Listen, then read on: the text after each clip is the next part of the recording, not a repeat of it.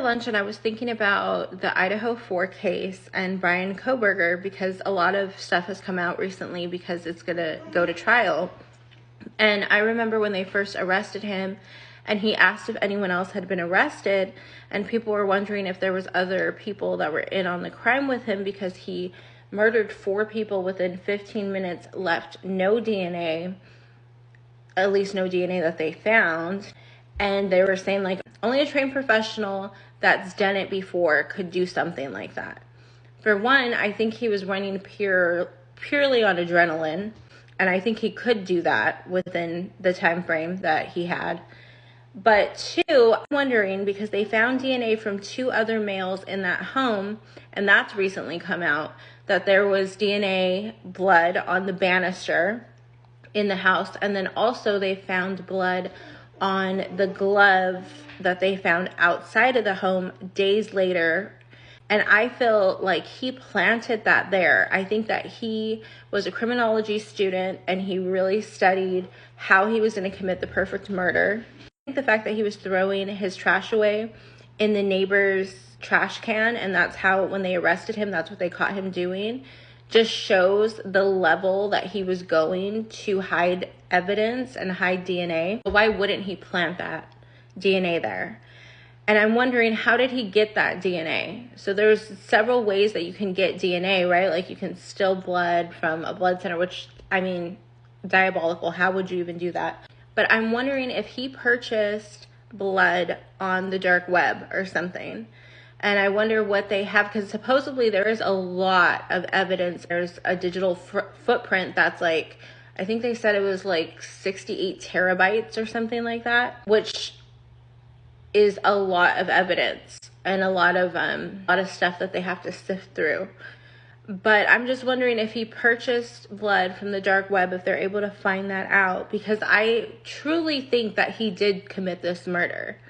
The time frame adds up. He left his home, and they're all saying that he was in the vicinity, but also his alibi doesn't add up. Like he said he was stargazing when it was a really foggy night that night and you can't see anything outside. Also, he was hiding his DNA. He took his car clear across the country. He was putting his DNA in baggies, and it's not like you just like accidentally put the trash in the neighbor's trash can. Like the neighbor is far from the home.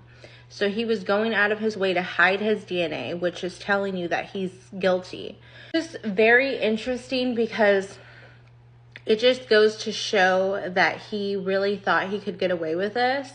And he was a PhD criminology student. So he really thought that he just was so smart that he could get away with the perfect murder. And they're saying that they didn't find any DNA under Maddie's fingernails, but also, if you remember, they said that that was his original target, supposedly. So I'm sure he knew that Kaylee was there as well, but I think Madison was his target because she was the only one that was still living in the house. If it had to be Maddie or Kaylee, it was Maddie that was still living in the house. So they said that Kaylee had more significant wounds on her, and I feel like that was more him taking out his aggression because she was there. Like she ruined his perfect plan of murder. Ethan and Xana, they heard something, and so they went out there and they looked, and that's why he murdered them, I believe. But Maddie wouldn't have DNA under her fingernails because they were saying that there's other men's DNA that they found, but it could be like debris, it could be dead skin cells, stuff like that. And especially if she had like acrylic fingernails. So she wouldn't have his DNA under her fingernails because he went for her first. So she didn't fight back. She was probably asleep. Most likely she was asleep. She didn't fight back. If they found it on Xana, because they said that Xana did fight back, so much so that she was trying to grab the knife and she almost severed off her fingers. If they found other males' DNA, like blood or skin, on her fingernails, that would be significant. But just remember that there is a lot of information that gets thrown out. Sometimes the defense wants that little seed to be planted in people's heads, like, oh, there was other people's DNA. Well, really, that's not significant because she didn't fight back. was there other people's DNA on Xana's fingernails? Because like skin and blood, that would be significant. But yeah, what do you guys think?